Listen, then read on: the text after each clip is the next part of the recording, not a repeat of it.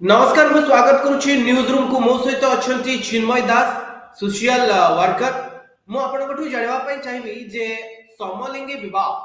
नितिन गडकरी भारतर जड़े जनाशुना राजनेता भारतीय जनता पार्टी जड़े बड़ नेता केंद्र रे मंत्री रहिसेंती से गोटे पॉडकास्ट रे जहा मत देइछंती जे ये समलिंगी विवाह को से ग्रहण करूनांती एवं से कहउछंती जे जो आम समाज रो जो संरचना अछि बा आम सोसाइटी रो जो सिस्टम अछि स्ट्रक्चर अछि से यहाँ द्वारा ताकू गोटे विपद रही मु आपन जानिबा पई चाहिबी जे आपन को कोन लागुची जे समलिंगी विवाह जदी हुए ताहले कोन समाज रो स्ट्रक्चर जहा रही बा जो पीढ़ी पर पीढ़ी हमर जो नियम रही है भांगी जिवो एवं भारतीय संस्कृति ऊपर यह गोटे विपदपूर्ण स्थिति सृष्टि करबो। देखंदो निश्चित भावरे आमे पाश्चात्य संस्कृति को ग्रहण करिचे आपण माने जानिथिबे 25 गोटी देश रे ए समलिंगी विवाह को स्वीकृति मिली सारिची जेहेतु 2018 रे हमको हमर भारत रे ए स्वीकृति मिलिथिला किंतु विभिन्न संगठन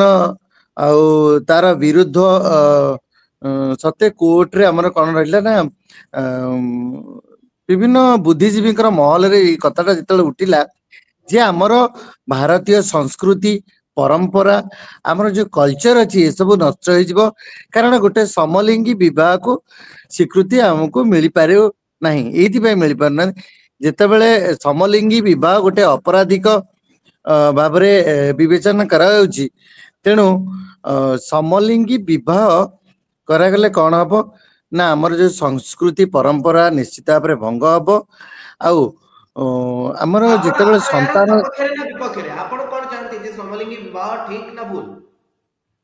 आज्ञा मुझे निश्चित भाव में विपक्ष में कहबी कारण मु समलिंगी विवाह को स्वीकृति दबा उद्देश्य नुहे सत कथा नितिन गडकरी पक्षे मुझे कहबी जे आमर जो सामाजिक परंपरा रही आम इंडियन जो कल्चर रही पाश्चात्य सभ्यता को कहीं आ भीतर को अणा जाउची संपर्क संपर्क बाटरे प्रेम शाश्वत प्रेम चिरंतन प्रेम ही प्रेम गोटे अलग जिनस आ समलिंगी विवाह को स्वीकृति जदि मिली जाउची संतान संतति क्षेत्र रे ता संभवपर हेबो नाही आमर जो अछि आमे जेतु आपण आपण एको विरोध करूछंती किंतु बा आपण कहउछंती जे नितिन गडकरी जहा कहउछंती ठीक कहउछंती मु किंतु आपण पचारिया पई चाहिबी जे जो कथा की का सहित रहिबो की का काहा को विवाह करबा पई चाहिबो जहा गोटिए पक्षर जुक्ति रहउची ताहा तकर व्यक्तिगत इच्छा गोटिए व्यक्तिर इच्छा जे से को लिंग रे मैरिज करिवे बा से सेम सेक्स रे मैरिज करिवे किबा ऑपोजिट सेक्स रे मैरिज करिवे जहा तांको भीतर रो जहा कथा से कहवा पई चाहुचंती जो प्राइड रो कथा कहउचंती जो प्राइड मार्च करूचंती आपण कोन ताको स्वीकार करिवेनी देखंतु मु जने ट्रांसजेंडर जोटा आपण कहिले बहुत बढ़िया कथा कहिले मु कहा सहित रहिबी कौन पिंधिबी कौन खाइबी एटा होची मोर व्यक्तिगत स्वाधीनता तेणु मु रही पारिबी गोटे घरे रही पारिबी समलिंगी हिसाब रे किंतु समाज आगे विवाहटा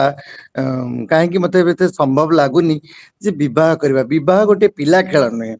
जदि विवाह कथा उठिबो ताहले छाड़पत्र कथा मध्ये उठिबो ताहले किए काहाकू भरण पोषण दब सेटा मध्ये लेखा जिबा निश्चित भाव में जरूरी कारण जदि समलिंगी जेमती हमर पुरुष विवाह करछि नारी मध्ये पुरुष नारी को विवाह करछि नारी जेमती गोटे छाड़पत्र नेगिरी तार प्रति भरण पोषण करि पारुछि तेंदी सेमिति जने समलिंगी विवाह कले तांक मानक भीतर किए हबो पुरुष किए हबो स्त्री तेणु जदि पुरुष आ स्त्री मध्य मन मालिन्य देखा जाए छाड़पत्र पाइबा पई किए हबो हकदार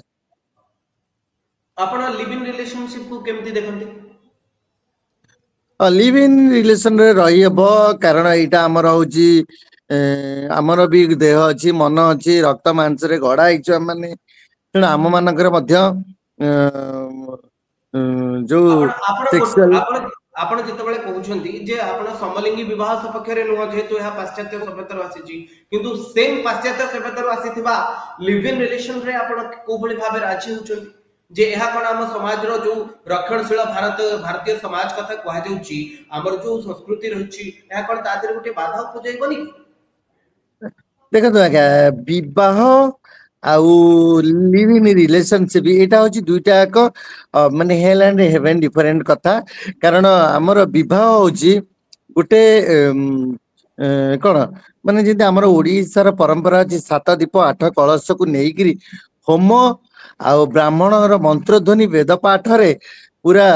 ଗଗନ ପବନ ପ୍ରକମ୍ପିତ ହୋଇ ଦୁଇଟା ମନ ଆଉ ଆତ୍ମାର ମିଳନ ହେଇଥାଏ ତେଣୁ ସିଏ ହଉଛି ଗୋଟେ ବିବାହ ବିବାହ ଏକ ସତରେ ପିଲା ଖେଳ ନୁହେଁ ସେଥିରେ ସିନ୍ଦୁରର ମଧ୍ୟ ରହିଛି ଅଧିକାର ତେଣୁ ସମଲିଙ୍ଗୀ ବିବାହରେ ଆମେ କିଏ କାହାକୁ ସିନ୍ଦୁର ଦବ ଏବଂ ଯଦି ସମଲିଙ୍ଗୀ ବ୍ୟକ୍ତିଟିଏ ମରି ଯାଉଛି ଆମେ ତା ପାଇଁ ବିଧବା ହେବା ନା ନାହିଁ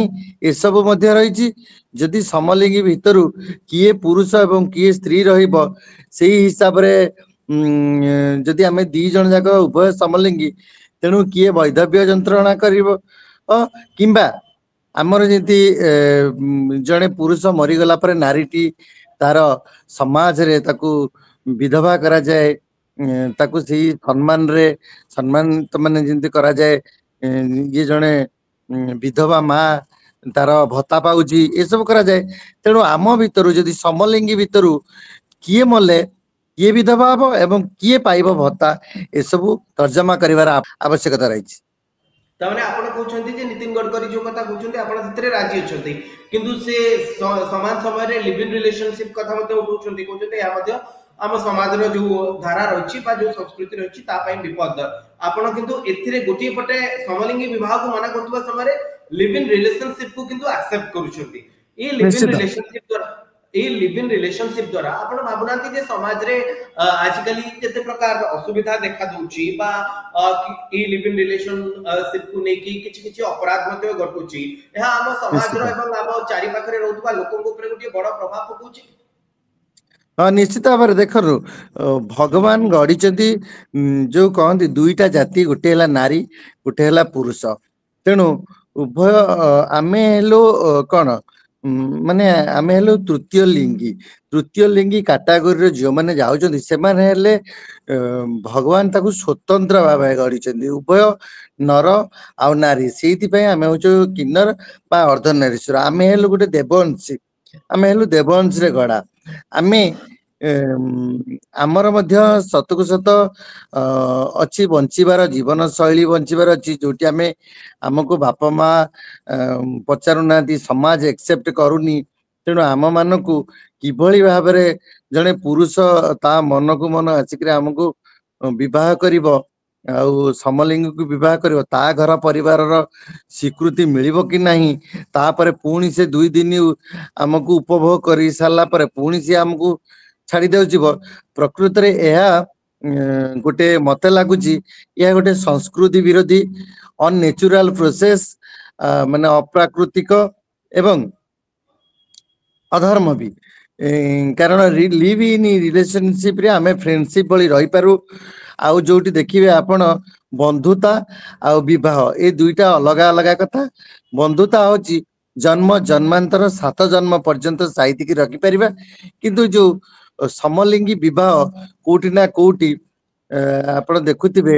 ଯୋଉ ଭଳି ଭାବରେ ନାରୀ ମାନେ ଆଜିକାଲି ଉଲଗ୍ନ ହେଇକିରି ବୁଲିବା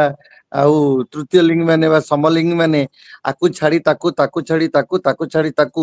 ଏଇଭଳିଆ ଭାବରେ ଗତି କରିବେ ନିଶ୍ଚିତ ଭାବରେ ଏଟା ସମାଜ ପ୍ରତି କୁପ୍ରଭାବ ପଡିବ ନିଶ୍ଚିତ ଭାବରେ